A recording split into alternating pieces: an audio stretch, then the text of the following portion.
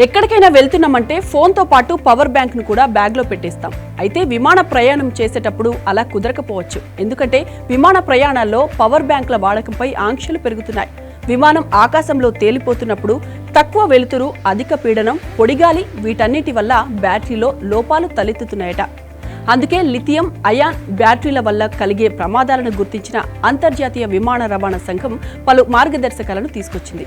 ఇటీవల కాలంలో power bank వల్ల విమానంలో మంటలు చెలరేగిన ఘటనలు వెలుగు చూశాయి. ఈ కొన్ని ఘటనల్లో క్యాబిన్ పొగతో నిండిపోవడంతో ప్రయాణికులు భయాందోళనకు గురయ్యారు. ఈ నేపథ్యంలో విమానాల్లో పవర్ బ్యాంకులపై నిబంధనలు కఠినతరం చేస్తున్నాయి అధికారులు. క్వాంటాస్ ఎయిర్వేసెస్ పవర్ బ్యాంకులను క్యాబిన్ బ్యాగేజ్లో ఉంచాలని, ప్రయాణంలో వాటిని వాడకూడదని షరతులు విధించింది. ఎమిరేట్స్ సంస్థ పవర్ బ్యాంకులను అనుమతించినా ప్రయాణంలో వాటిని ఛార్జింగ్ చేయకూడదని, ఉపయోగించకూడదని ఆంక్షలు కూడా విధించింది.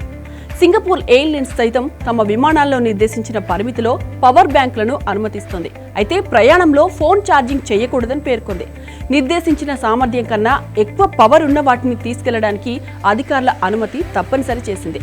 100 వాట్ల లోపు పవర్ బ్యాంకులను హ్యాండ్ బ్యాగ్లో అనుమతిస్తారు. 100 నుండి 160 వాట్ల పవర్ బ్యాంకులు తీసుకెళ్లాలంటే ఎయిర్లైన్స్ అనుమతి తప్పనిసరి.